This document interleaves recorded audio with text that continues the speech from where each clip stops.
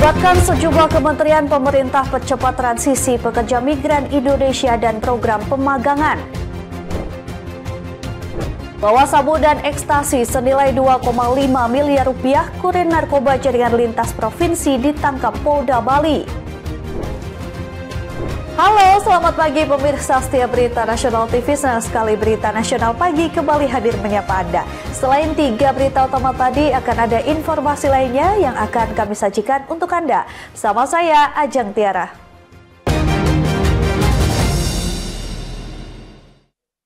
Kita awali dengan informasi yang pertama, pemirsa. Pemerintah terus mempersiapkan transisi pengelolaan pekerja migran Indonesia agar lebih terpadu dan efektif. Langkah ini melibatkan sejumlah kementerian dan menyediakan 20.000 program pemagangan untuk meningkatkan keterampilan tenaga kerja.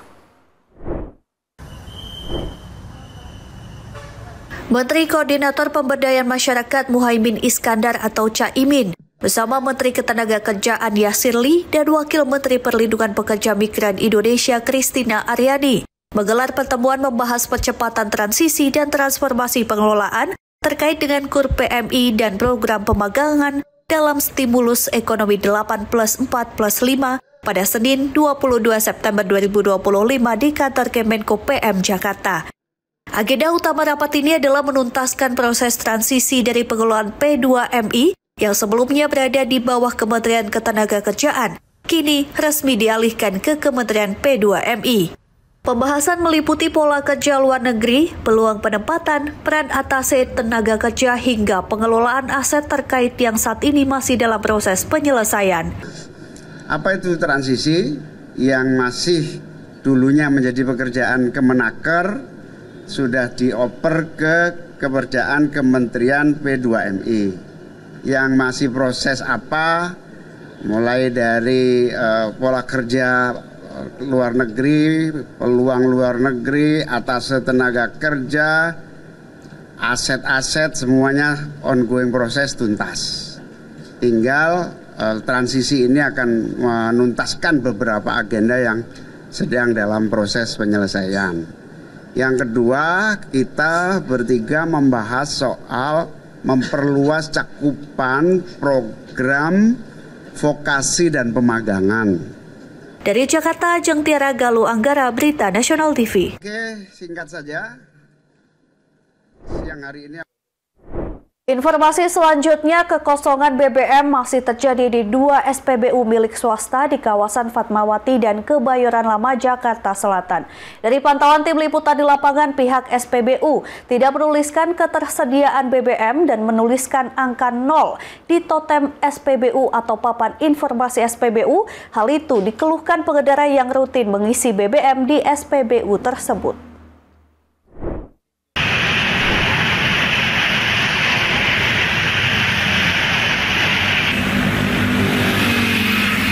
Ketersediaan bahan bakar minyak atau BBM milik SPBU swasta di kawasan Jakarta Selatan alami kekosongan.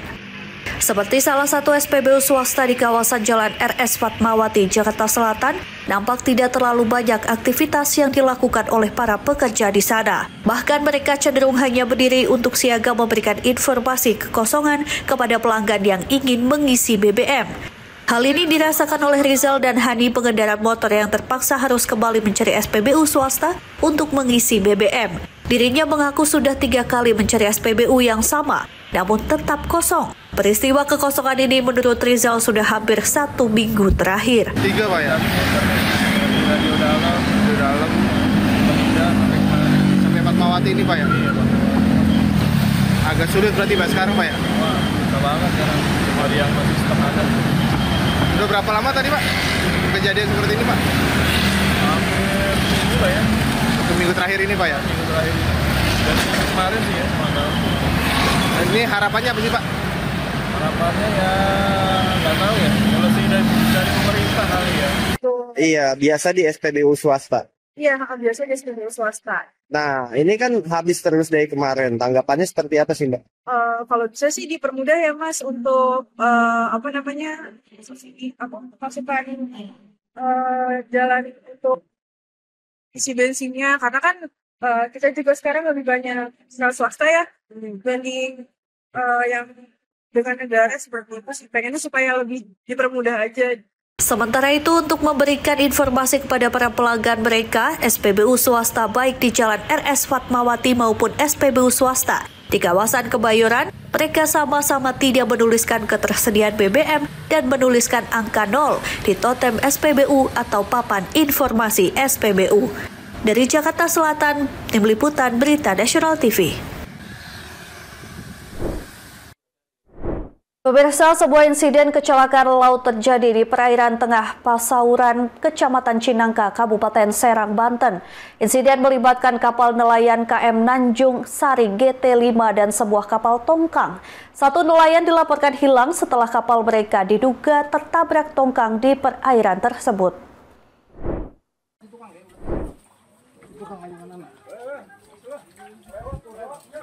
Beginilah suasana proses evakuasi 4 dari 5 nelayan yang selamat dari kecelakaan laut di perairan Kecamatan Labuan, Kabupaten Pandeglang, Banten. Mereka adalah Sujai, Tarim, Hamdan, dan Masudi. Sementara satu nelayan lainnya, Suwito, hingga kini masih dilaporkan hilang. Dari keterangan salah seorang nelayan selamat, Masudi menjelaskan saat kejadian kapal nelayan sedang bersandar di tengah laut akibat cuaca buruk di antara Pulau Jawa dan Gunung Anak Rakatau. Tiba-tiba sebuah kapal tongkang diduga melintas dan menabrak kapal yang ditumpangi 5 nelayan tersebut. Setelah terombang-ambing di laut berjam-jam, Masudi dan 3 rekannya berhasil diselamatkan nelayan yang kebetulan melintas di lokasi.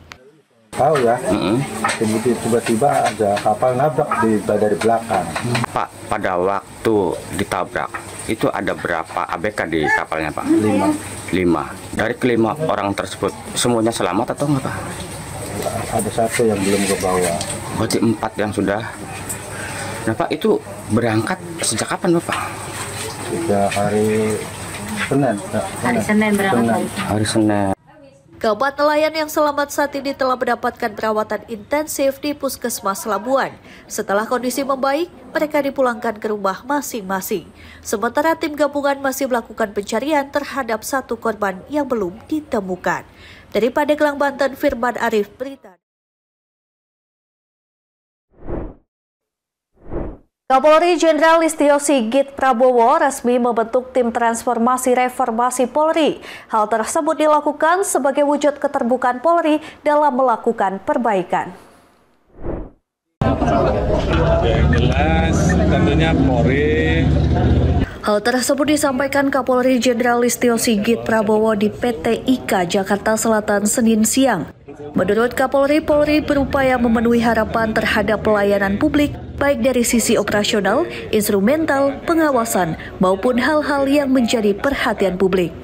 Listio memastikan semua masukan yang ada akan dikaji oleh tim yang telah dibentuk, sehingga apa yang menjadi harapan masyarakat terkait dengan Korps Bayangkara ke depan betul-betul bisa ditindaklanjuti. Polri terus mengikuti perkembangan yang ada, apa yang menjadi harapan masyarakat.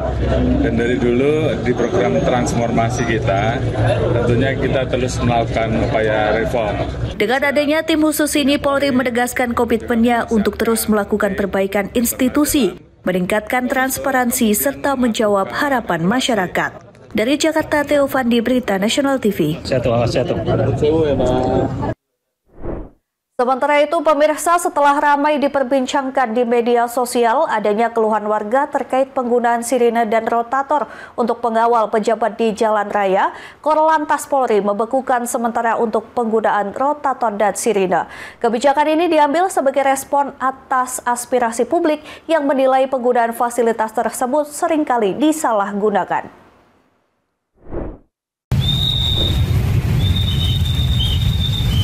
Hal itu disampaikan oleh Kepala Korps Lalu Lintas Polri Irjen Pol Agus Suryo Nugroho menyatakan bahwa pembekuan sementara penggunaan sirine dan rotator dilakukan untuk menjaga ketertiban di jalan raya. Pelarangan atau pembekuan sementara penggunaan sirine dan rotator dilakukan karena adanya banyak keluhan warga di media sosial.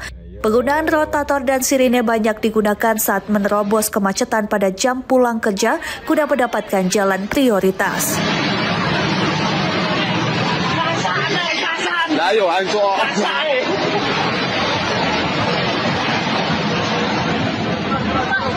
Pengawalan terhadap kendaraan pejabat tertentu tetap berjalan, namun penggunaan sirine dan rotator tidak lagi menjadi prioritas. Semua masukan masyarakat itu hal positif untuk kita, dan ini saya evaluasi. Dan bahkan saya Kakor Lantas saya bukukan untuk pengawalan menggunakan suara-suara itu. Karena ini juga masyarakat terganggu, apalagi padat, ini kita evaluasi biarpun ada ketentuannya. Saat ini Korlantas Polri sedang menyusun ulang aturan penggunaan sirine dan rotator. Langkah ini dilakukan untuk mencegah terjadinya penyalahgunaan serta memberikan keadilan dan rasa aman bagi seluruh pengguna jalan. Dari Jakarta, Theo Fandi, Berita Nasional TV. Ya, informasi berita lainnya akan kami sajikan usai jeda berikut ini. Tetap saksikan Berita Nasional Pagi.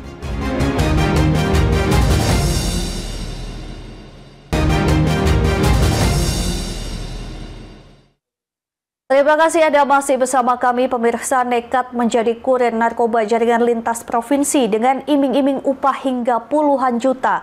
Seorang pemuda berinisial SIKK kini harus rela beringkuk di sel rutan Polda Bali. Saat diciduk, tim Ditres Narkoba Polda Bali berhasil mengamankan barang bukti narkotika jenis sabu dengan berat total 1.454 gram dan ekstasi sebanyak 390 butir.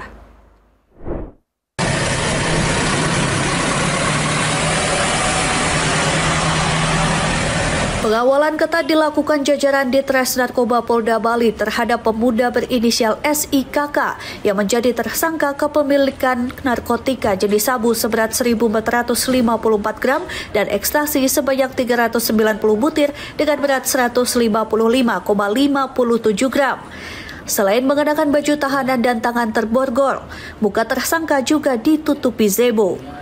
Kurir narkoba jaringan lintas provinsi ini diamankan di kawasan Desa Nyitdah, Kediri, Tabanan, Bali. Dari tangan tersangka, polisi mengamankan narkotika senilai 2,5 miliar rupiah. Ada beberapa yang kita lakukan. Yang pertama, hasil pemeriksaan juga menguak fakta mengejutkan bahwa tersangka mengakui seluruh barang bukti yang diamankan diperoleh dari seseorang berinisial S yang kini masuk daftar pencarian orang alias DPO. Tersangka yang baru berusia 25 tahun mengakui sudah 2 kali mengambil paket narkotika dari S, yaitu pertama di bulan April 2025 diberikan sabu 1 kg yang diambil di daerah Jimbaran, Kuta Selatan, Badung, Bali. Selanjutnya narkotika tersebut dipecah dan diedarkan sesuai perintah S dengan imbalan 15 juta rupiah. Selanjutnya di bulan Agustus tersangka disuruh mengambil narkotika sebanyak 2 kg sabu dan 1.000 butir ekstasi di daerah Jimbaran. Barang haram tersebut kemudian dipecah dan diedarkan dengan menyasar daerah wisata Kuta, Kedonganan, Jimbaran, Unggasan, dan Pecatu dengan imbalan 20 juta rupiah. Imbalan yang pertama itu sejumlah 15 juta, kemudian yang kedua yang 2 kilo itu sejumlah 20 juta. Tersangka atas nama SJ, perannya adalah memiliki, menyimpan, menguasai dan mengedarkan narkotika jenis sabu dan ekstasi. Barang bukti narkotika jenis sabu 1.479 gram dan ekstasi 390 butir. Rencana tindak lanjut, kami masih melakukan pendalaman terhadap CS, keberadaan yang bersangkutan.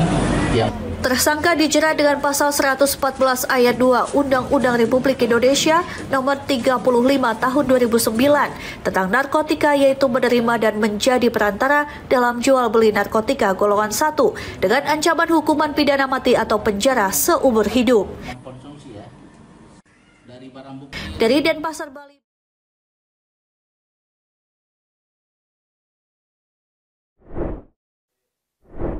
Beralih ke kabar lain, pemirsa, pemilik sekaligus developer tanah kafling di Cinangka, Kabupaten Serang, Banten, dibekuk kepolisian usai menipu lebih dari 500 orang dan menggelapkan dana hingga miliaran rupiah. Pelaku dilaporkan karena kafling yang dijanjikan tak kunjung terwujud. Pelaku penggelapan tanah kafling berinisial AM sempat mangkir dari panggilan sebagai saksi. Ia diduga kabur ke Timur Tengah untuk mengamankan diri. Namun saat kembali ke Indonesia, pihak kepolisian berhasil membekuknya. AM selaku pemilik tanah dan developer Kafling Istana Mulia di Kabupaten Serang mempromosikan master plan sejak 2017. Namun tanah seluas lebih dari 3 hektar yang sudah diangsur oleh ratusan pembeli tak kunjung direalisasikan. Para korban melaporkan AM karena tanah yang dijanjikan masih berbentuk hutan dan kebun. Polda Banten menaksir kerugian mencapai miliaran rupiah dengan harga jual tanah kafling yang ditawarkan sekitar Rp150.000 per meter persegi. Kepolisian menghimbau kepada masyarakat yang merasa juga menjadi korban untuk segera melapor ke Polda Banten dan memberikan keterangan. Hal ini dilakukan untuk mempercepat proses penyelesaian perkara. Yang mengalami kerugian ini masih kita inventarisir, ya.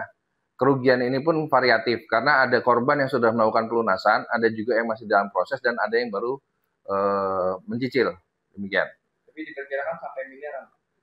Ya, dimungkinkan sampai miliaran, betul. Mungkin terakhir pasal yang ditersangkakan terhadap pelaku? Untuk pasal yang dipersangkakan terhadap pelaku ini pasal 372-378, ya kaitannya karena penipuan penggelapan, ya penipuan penggelapan terkait masalah jual beli kafling tersebut. Ancamannya? Untuk ancaman 4 tahun. Atas perbuatannya, AM diwajibkan mengembalikan seluruh kerugian para pembeli dan yang bersangkutan dijerat dengan pasal 378 KUHP tentang penipuan dan pasal 372 KUHP tentang penggelapan dengan ancaman hukuman 4 tahun penjara. Dari Serang, Banten, Firman Arif, Berita Nasional TV.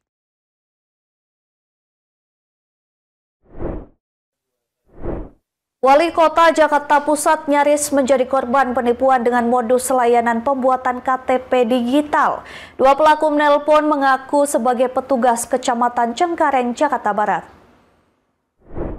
Berdomisili di Taman Kota Jakarta Barat. Iya. Ya, baik Pak. Jadi kan kita dari kecamatan ini Pak. Di sini kan kita menghubungi Bapak, namun kan Bapak. Upaya penipuan melalui telepon aplikasi WhatsApp nyaris menimpa Wali Kota Jakarta Pusat Arifin.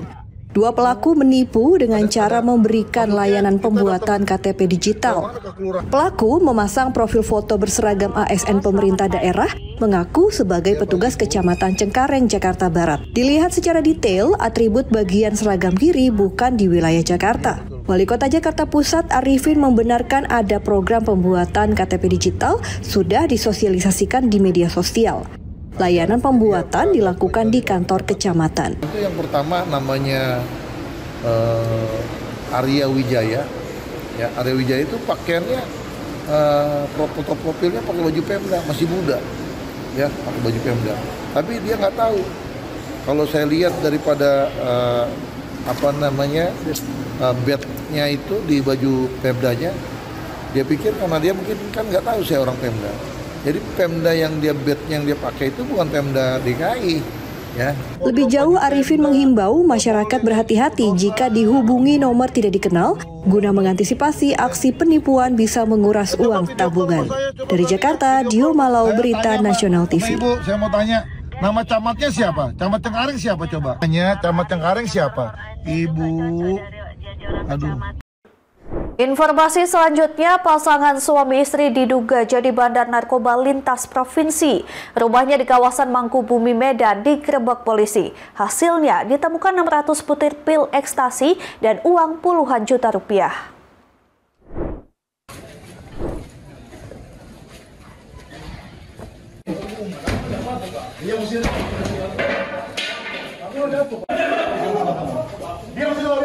Satuan Res Narkoba Polrestabes Medan menggerebek rumah bandar narkoba di kawasan Mangkubumi, Medan pada Sabtu sore 20 September 2025. Penggerebekan dilakukan lantaran laporan warga melaporkan ada rumah dijadikan praktik penggunaan narkoba. Hasil penyisiran di lokasi, polisi menemukan paket sabu berukuran besar 606 pil ekstasi disimpan dalam lemari. Selain itu, polisi menemukan uang tunai senilai 50 juta rupiah di antara tumpukan narkoba. Diduga uang tersebut hasil penjualan narkoba. Polisi mengamankan penghuni rumah sepasang suami istri. Keduanya diduga bandar narkoba pemasok utama di kawasan Mangkubumi, Medan. Tempat ini kecurigaan adalah pemiliknya merupakan bandar sabu, sehingga di mana tadi ada pintunya tertutup, kita melakukan pendobrakan dan kita berhasil mendobrak dan masuk ke dalam. Hasil pemeriksaan sementara, pasangan suami istri ini terlibat jaringan sindikat narkoba antar provinsi. Oleh polisi, lokasi penggerebekan diberi garis polisi. Dari Medan, Sumatera Utara, Ahmad Perwira, Berita Nasional TV. Ya, dapur program makan bergizi gratis di Kebagusan Jakarta Selatan melibatkan 25 orang berkebutuhan khusus. Mereka telah dilatih bersama karyawan lain setiap hari menyediakan 3.000 porsi untuk disalurkan di 12 sekolah.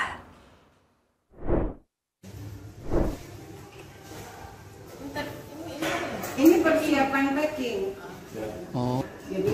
Dapur makan bergizi gratis di Kebagusan Pasar Minggu, Jakarta Selatan ditinjau Badan Gizi Nasional atau BGN. Petugas BGN memastikan dapur memasak 3.000 porsi setiap hari siap digunakan. Di dapur ini melibatkan 25 orang berkebutuhan khusus sudah terlatih membantu menyajikan makan bergizi. Pemilik dapur MBG Riri menyampaikan dapur dikelolanya merangkul orang berkebutuhan khusus, menyiapkan 3.000 porsi, didistribusikan untuk 12 sekolah di Jakarta Selatan.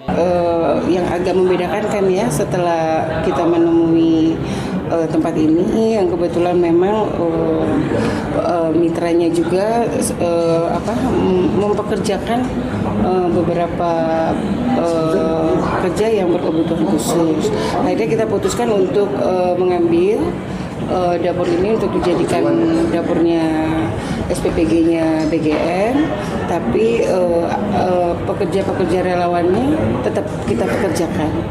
Dapur MBG ini juga memperketat pengawasan dalam proses makanan guna mencegah keracunan. Muhalko Pandi, Berita Nasional TV.